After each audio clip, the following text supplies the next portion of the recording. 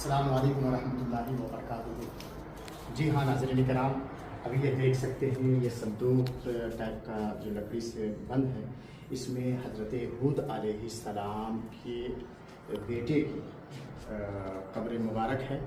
आप ये देख सकते हैं कि कितना वसीला ये इमारत है और हज़ारों साल तकरीबन हो चुके होंगे और कितनी खस्ता हाली है।